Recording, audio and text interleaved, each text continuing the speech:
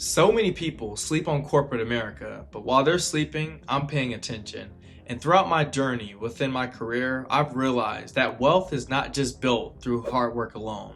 It's built through how decisions get made behind closed doors. And the closer that I get to executives and senior leadership, the more I realize that money moves differently from the top of the house. And through my personal journey while working in banking and specifically within finance, I'm seeing a lot of different things on how decisions get made from the top of the house. And a few other things that I realize is that hard work doesn't just come from hustle alone. It comes from strategy, visibility, relationships, and leverage, which I'll cover more later in this video. If I'm being honest, I didn't really start investing until I was earlier in my 20s when I first started in corporate America, because I was naturally around people who were investing in multiple properties of real estate, or even just investing in stocks. And when you're around people like that, you're gonna naturally gravitate towards their way of thinking. And if you've got a chance to check out some of my solo content, I went over some of the lessons that I've learned throughout corporate America and the people that I've met and how it can apply to your life. And I'm giving you 3 lessons that can apply to your wallet and your life to help you build a better financial future. But I know you're excited, so we're gonna go ahead and dig right in. Lesson number 1, executives think differently about money. When you think about employees, most of us have either lived paycheck to paycheck or we're still currently living paycheck to paycheck. But when it comes to executives and a way that they think about their personal finances, it's the same lessons that they've learned through corporate America, and they're always thinking in the future. So I know what you're thinking. Josh, what do you mean by that? What I mean by that is they're always thinking, how can I make my money work for me? What is the return on investment with me investing my money into this? Or what is the return on investment with me investing into this relationship? Not necessarily using that relationship, but just really thinking about how both parties can win. Another thing they're thinking is about leverage. And I know this is something that most people don't really talk about, but they're thinking, what skills can I learn at this company that could set me up for the next position? So even though the company did hire the executive to bring value to them, the executive is also gaining value from the company, and it could be used as leverage later on in life if they choose to. And going back to whenever I mentioned living paycheck to paycheck, they're thinking about how can I appropriately allocate my money to fit in certain buckets. These certain buckets are for expenses, these certain buckets are for vacation, these certain buckets are for an emergency fund. And I'll dig into a little bit of that later, but that's what I meant by whenever I mentioned living paycheck to paycheck. So as we were just talking about personal growth and personal finances, we're gonna now talk about how the company looks at their finances. And typically who holds the pen with making those decisions are senior leaders and executives. With this digital era, a lot of people just focus on working for money or trying to work harder for money. But when it comes to companies, they try to make their money work for them and work harder for them. Basically, as I was mentioning earlier, how they're allocating their money towards certain funds, certain buckets, whatever you want to call it, to basically work harder for them. I have a friend and I talk to him all the time. Like Stevan's one of my friends, and I learned a lot from him. I'm gonna actually have him on one of my interviews here soon, so get ready for that. But he talks about how he has a dividend portfolio. Like he's thinking about some real estate options. He's thinking about other things that he can invest his money to build long-term wealth. But he always says, I need to put my money to work. I need to make sure my money is working harder for me than I'm working harder for my money.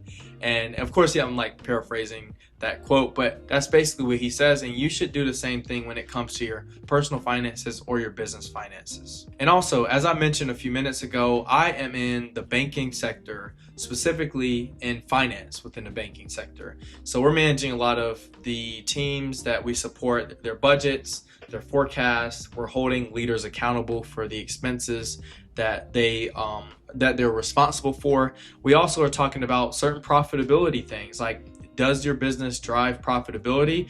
And if it doesn't, then we need to focus on reducing expenses or just becoming more efficient with how we're investing in vendor relationships or how we're investing in people. And we need to find ways to create more efficiencies, because as y'all know, CEO's job of a company is to increase revenue and reduce expenses in order to maximize profits. And so as a part of the finance team, we're managing both the revenue and expenses from both ends, and that is how our job works day to day. Okay, so now we go to lesson number 2. Visibility and relationships matter way more than you may think. Clearly, I have a full breakdown on how relationships can pay you in this video above, but I'm going to go over a few key lessons that I may have not mentioned in that video, but if you listen to this section specifically and you listen to the other video, it'll help tie everything together. Whether you're working a blue-collar job or you're working in a corporate job, a lot of people just put their head down and they do their work.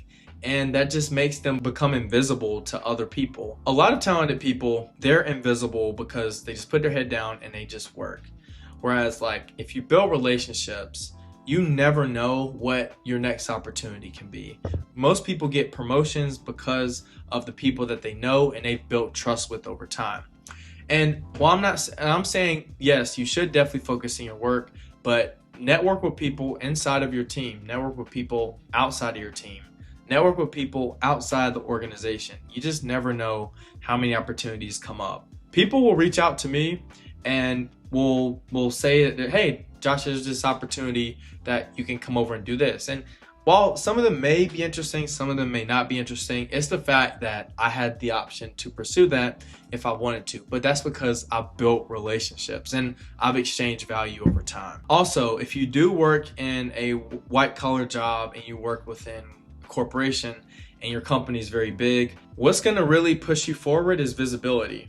And visibility is creating certain reports for executive leadership or doing certain projects or employee engagements with certain leadership so that they know your name and know who you are.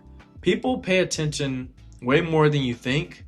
Even if you don't think, oh, they don't know who I am. People are paying attention. And as you, in that example, as you send that report or you participate in that volunteer opportunity or you participate in employee engagement or helping with a project, they're going to remember you and they're going to know your name. And throughout that journey, you're going to develop great communication skills because you're going to learn how to summarize certain key points, how to go into more detail, how to not go into more detail, and then their perception about you will change in a good way, hopefully, over time.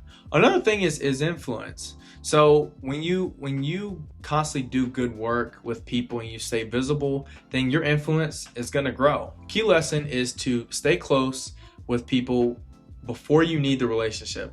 You always want to have job opportunities before you need them, because if you get them when you need them, you're probably going to make a decision, maybe a desperate decision, possibly, because you need it at that point in time. The last point I'll say on this is that you should be also building relationships outside of your company. What I mean by that, focus in volunteering. So one of my mentors told me that there's the 3 T's when giving back. There's time, there's treasury, and there's talent.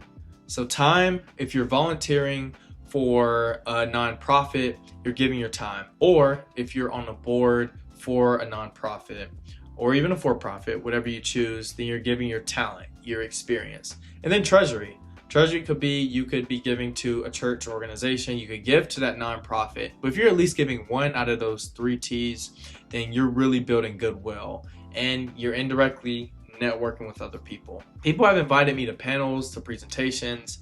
Got invited to my undergrad commencement ceremony because I was mentoring students and I was just building goodwill. I wasn't expecting to get anything out of it, but that's what came out of it.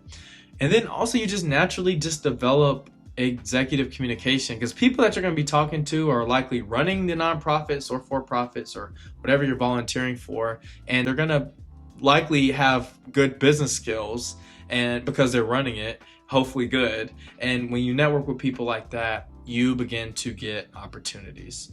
So if you want to check out the video that I was mentioning earlier, then it's above here, and it'll help complement this section. All right, final lesson number 3. Companies operate like investors, not employees. Here's the main idea. Companies think very strategically about their time and their money. They're not going to spend a lot of time that doesn't generate value for the company, and they're not going to spend a lot of money on things that don't provide a return to the organization. As y'all know, there's this very big buzzword in this very new technology that's called AI. I'm not sure if you know about it or not, but companies invest a lot into the technology because it generates efficiencies for their employees, for their customers, and for other stakeholders that may be involved with the business. And so one example is within finance, if we are trying to put together a proposal to executive leadership, they're packaged into like a PowerPoint deck, which is referred to as a business case. With that business case, we're basically justifying why this proposal will work and the return that it will generate for the company and the benefit it will bring to the company. As an example, we may say, hey, you should invest, I'm just making this up, you should invest $100,000 into this AI company that can provide us with the tools we need in order to get this report done. Or it may do the Excel analysis for us so we don't have to spend 20 hours a week doing Excel. That's obviously just an example, but companies are thinking about how to save time by investing the right money for this.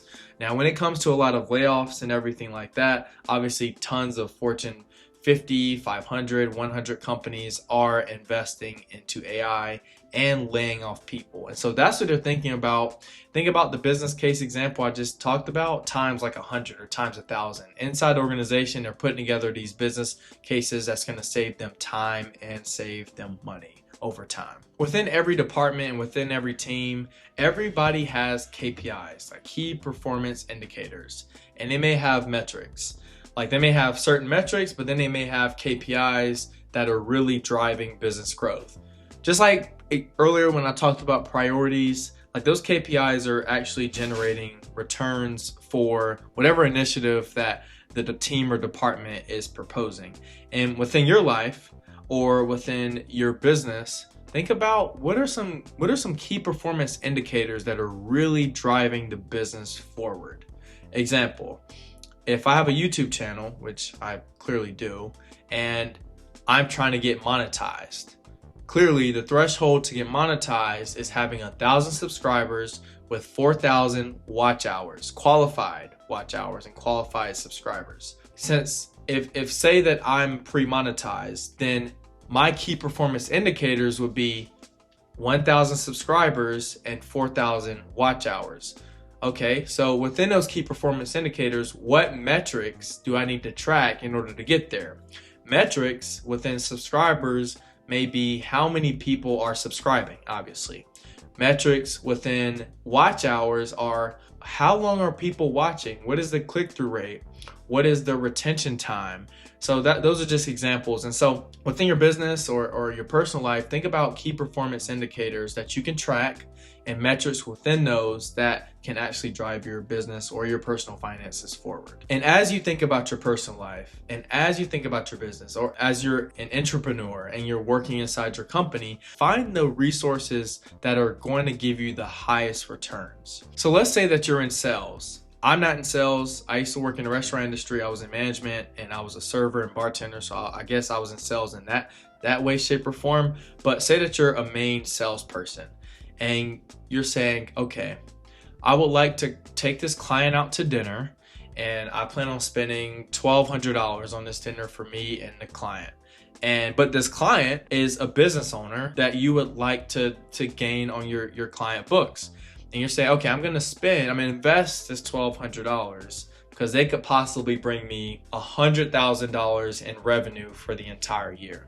So think about ways that you can invest the right resources and the right time and money into the highest return areas, because in that example, that potential $100,000 client could be way more than clients that's paying you, example, $1,000 for a full year or $5,000 for a full year. So try to find the highest investment resources and prioritize the planning around your time and your money to gain the highest return. When I talk to friends and I talk to people are very reactive when it comes to money. There's no planning, there's no budget, there's no structure, there's no investment portfolio, like allocation strategy. And a lot of people just are very like reactive with their money. And quite frankly, I was very reactive. But you have to make sure that you have an emergency fund. You have to make sure that you have like basically the cash reserves. You have to make sure that you are investing your money in the right places. Just like what I said a little bit earlier about my friend and how he puts money in certain allocations to work for him. Do the same thing with your money. When it comes to corporations, they're thinking proactively about how they're managing their money. So just like I said earlier, we're putting together a budget for the next year. Currently, as of recording this video, it's recorded in 2026. We're already putting a budget for 2027 all the way out to 2030. And that's the budget for revenue and the budget for expenses. So in your life, think about how you can start thinking proactively. When you plan ahead, even if it's not perfect, even if you accomplish 80% of your plan, that's still a good plan because you stuck with something. A benefit to this key lesson is when you start thinking like executives, which are running corporations, which are running businesses, then you naturally become so much smarter, and they trust you with information, and they trust you to get work done, and they trust you to keep the relationship going.